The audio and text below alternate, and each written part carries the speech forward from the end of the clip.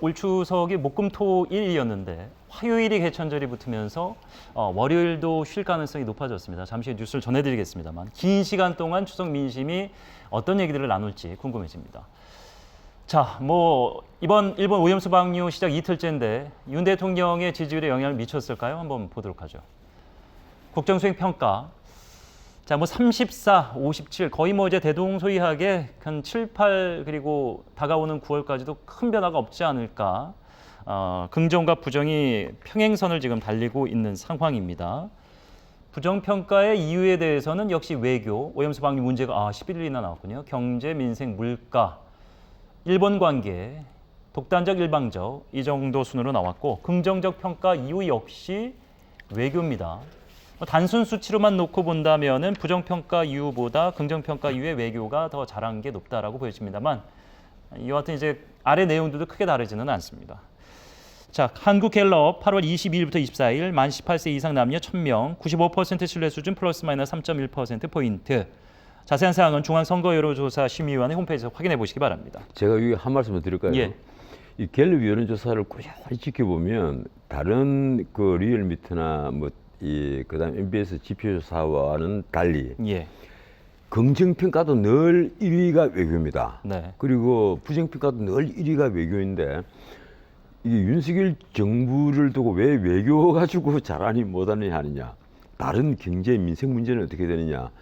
이 민생 문제는 사실은 아직까지도 이 문재인 정부의 실정에 영향을 미치고 있다. 우리 국민들이 그렇게 보고 있는 거예요.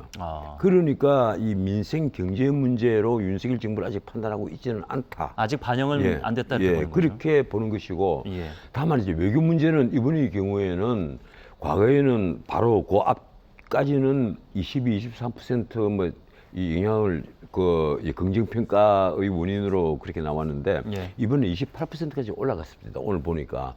그래서 이번에 한미일 정상회담에 대해서 우리 국민들이 긍정적으로 평가하는 분들이 늘어났다. 네, 이렇게 볼 수 있는 것 같습니다. 예. 자, 오염수 방류와 관련해서 그런데 대통령실은 이제 총리가 발표한 입장이기 때문에 정부의 공식적인 입장으로 그냥 보면 된다 이렇게 두루뭉술하게 얘기를 했는데 사실 찬성하는 입장은 아니다. 근데 IAEA와 과학의 어떤 결과를 믿겠다. 이렇게 좀 그 부분에서 조금 질타가 있었거든요. 대통령의 말은 앞으로도 없을 것으로 보이는데. 글쎄요. 이게 윤 대통령이 입을 닫고 있는 이유는 윤 대통령이 여기에 대해서 뭔가 언급을 해서 이게 뭐 아니면 도잖아요. 그러니까요. 찬성 아니면 반대지. 뭐 아니면 도니까. 지켜보겠다 이렇게 얘기할 수도 없는 윤 거고. 대통령도 그리고 한미일 정상회담을 하면서 이게 어제로도 오르지 않았습니다. 어느 쪽에서 뺐는지는 모르겠습니다만 어제도 오르지 않았는데 굳이 이 문제에 대해서 윤 대통령이 언급을 해서 또 가령 윤 대통령이 반대를 한다고 해서 오염수 방류가 늦춰진다거나 그의 양이 줄어든다거나 하지를 않는단 말이에요. 이러니까 윤 대통령으로서는 굳이 말을 해서 화를 자초할 필요가 없다. 그런데 또 한덕수 총리가 적절하게 얘기를 했어요. 선동과 가짜뉴스가 어민 생계를 위협하고 있다. 이런 얘기는 총리로서 충분히 할 수 있는 얘기입니다. 적어도 가짜뉴스가 너무 많은 것도 사실이거든요.